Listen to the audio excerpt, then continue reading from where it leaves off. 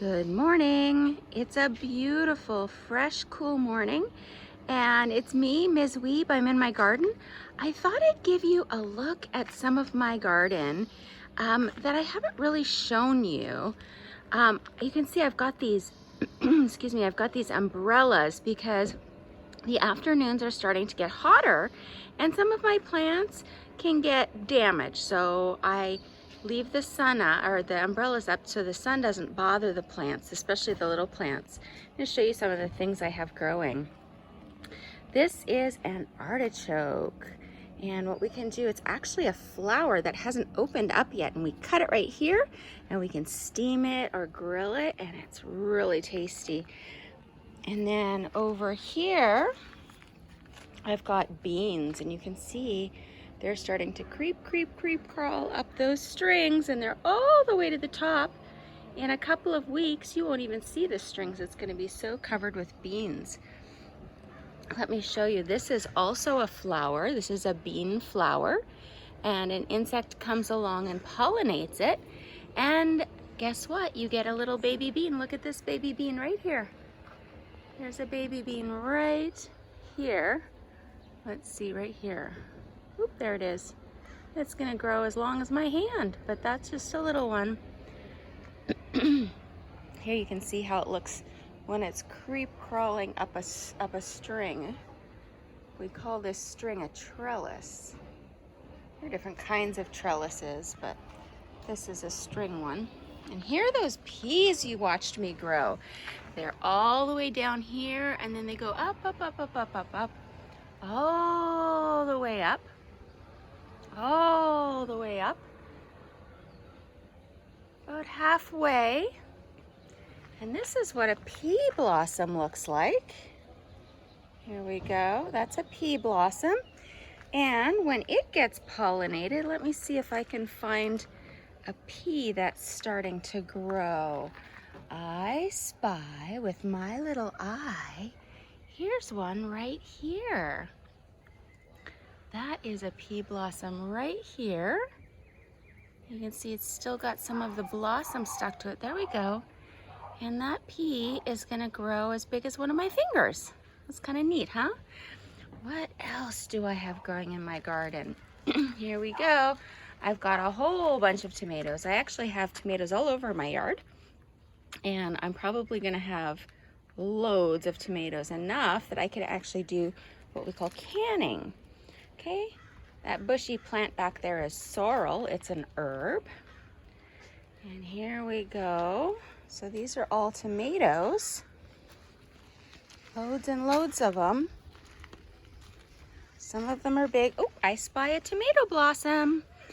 This right here is going to become a tomato. Right there. Let's see. What else do I see? What else do I see? Well, I see a bunch of my herbs. There's my mint. Here's my oregano. It's going to go to flower. Here's my sage.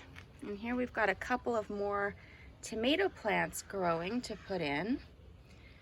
This is spearmint. I put it in a pot in the ground because sometimes this kind of plant wants to take over my garden, and it's kind of like a fence to keep those roots in. There's some chives. And you can see I've also got lots of little succulent pots all over the place. All right. Oh, hey, what's that? Huh. Oh, you know what? This is probably from the other day. Do you remember when I had all those animals out here and we were kind of sorting them by what category we could put them in? I bet that's here because of that. Maybe they fell. Oh, you remember this little frog? I love this little frog. It's kind of like a red-eyed tree frog, isn't it? Super, super cute. I love this guy. You know, I often wonder, like, oh, what if this is a grown-up and it's super cute? What would a baby frog look like? Okay, so here's my little frog, the one that I just found in the garden. Yeah. And I have a couple of books, and let's try to figure out which book we could look in to find out more about frogs, specifically baby frogs. Could we find something about that in this book? It says stars. What do you think? Remember, we use the title and the pictures of a book that's nonfiction to tell us what's inside of it. What about this book? Let's classify organisms. Do you know the word organisms? It's like different living things. I see that there's some animals on the cover of this book, but I'm not sure there's going to be frogs in here. I guess I could look. What about this book? Yeah, I think this is a good choice to learn about frogs. Of course, it's got the name Frogs right on the cover, and it's got a picture of a frog. So that's a great clue that I'm going to find what I need in this book. Let's take a look inside. This book is called Frogs, and it's written by Elizabeth Carney. I'm going to set my little froggy fellow right there. It's written by, or it's published by National Geographic Kids. And I want you to remember National Geographic, and you can also remember this yellow border. That's kind of their thing, their logo or their symbol. National Geographic is one of a few really, really great nonfiction publishers, that people who make books and online resources.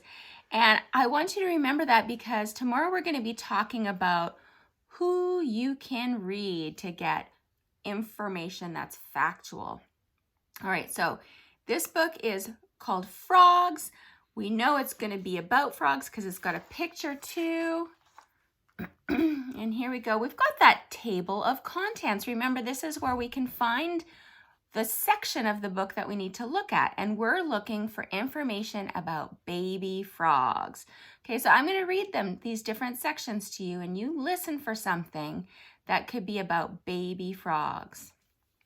Splash, croak, frog food, every size and color, watch out, frog babies, toads are frogs too, super frogs, picture glossary. Did you hear it? Zip. Frog babies, there it is. That's the section we want to read. And look at, go over here. It says it's on page 24. So I'm looking at this book here. It's not a super fat book. So page 24 is probably going to be near the end. So I'm going to turn a chunk here. And let's see, this is page 11. I need to keep going that way because 24 is bigger than 11. Here's page 15. Still need to go that way because 24 is bigger. Ooh. Here's 21. Okay, so I'm getting close. 22, 23. We know what comes after 23. It's the page we want, but look at this. That's so cute, isn't it? It's a little frog called Terribilis. Ooh, it says over here, one Terribilis has enough poison to kill 20,000 mice. Wow, that is one dangerous little creature, isn't it? All right, I'm going to turn the page to 24, and there it is. Our heading, remember that word heading? Our heading says frog babies. All right, and here we go. There is a label here. It says red-eyed tree frog. Now, I actually think that this is supposed to be a red-eyed tree frog too. I don't know if you can see that it's got some red eyes and it's pretty little and shiny. I think that these are red-eyed tree frogs eggs, and this is like a little version of that. And this label says Pacific tree frog tadpole. Do you know the word tadpole? Maybe we can read about it and it'll tell us. Okay, it says, all frogs, even the Terribilis. Oh, we know that frog. We just saw it on the other page, right? All frogs, even the terribilis, have mothers. Mother frogs lay eggs. When the eggs are ready, out pop the tadpoles. Oh. Okay, let's keep reading. Tadpoles are baby frogs, but they don't look like frogs yet. Tadpoles have tails. They live only in water. Now, if I look at this little frog, he does not have a tail. He has a pointy little back end, but no tail. And yesterday, or a couple days ago, I mentioned that frogs can live in water and on land. But here it says that tadpoles live only in water. And here you can see its big, long tail. Here's this little mouth. Isn't that funny? All right, well, let's read a little bit more. Let's turn the page and see what's there. Oh, it says, tadpoles grow up to be frogs. Okay. Now I'm noticing there's some numbers. Here's a 1. Here's a 2. Do you see the 3 up here? And then 4. So I guess I'll read these things in this order because that's how we count, right? So we'll use our number sense to read them all in order. And, you know, I see information pictures. 1, 2, 3, 4 information pictures. I think this is a diagram. This is going to tell us with captions and pictures and even some labels more information. So let's read it. It says, tadpoles grow up to be frogs. 1, at first they breathe underwater with gills. Here it says tadpoles, and then it points to the gills, or those kind of fringy, ruffly things on the side. You can see these long tails, and then there's their little kind of roundish body. Here's number 2. It says, they grow lungs for breathing air. Oh, okay, so they have gills at the beginning, and then they grow lungs. We know that any animal that lives outside of the water has to have lungs, right? Or it needs air. If it needs air, it has to have lungs. So this is a red-eyed tree frog tadpole. All right. So it's growing lungs in this picture. Let's look for number 3. It says up here, they grow legs for hopping and swimming. Now this says monkey frog tadpole. We know it's a tadpole because it still has what? This long thing called a tail, right? So it's not a grown-up frog yet, even though it's starting to look a lot more like a frog. Where's number 4? Oh, down here. In 3 months, they lose their tails. So here you can see this is a bullfrog, and it's got almost no tail. So it's kind of maybe like a teenager or a young adult. And I think that tail just kind of falls off eventually. And interesting. And then down here it says, it's time to hop out of the water. Okay, so I guess as adults, then, they live on the land. So they live in the water as babies, and then on land as adults. Oh, you know what? I noticed something else over here. Do you see this? It says ribbit. And then there's a special little box. So I guess ribbit is like a frog telling us, hey, notice this. It says gills. Oh, we remember that word from over here, right? When we read that they breathe underwater with gills. Gills, the body parts on the sides of a fish or tadpole through which it breathes.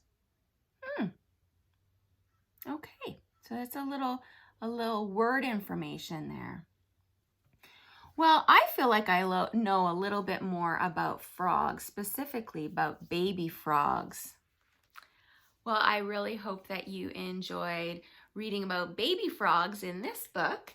And tomorrow we're going to do one more look at nonfiction. So make sure you tune in.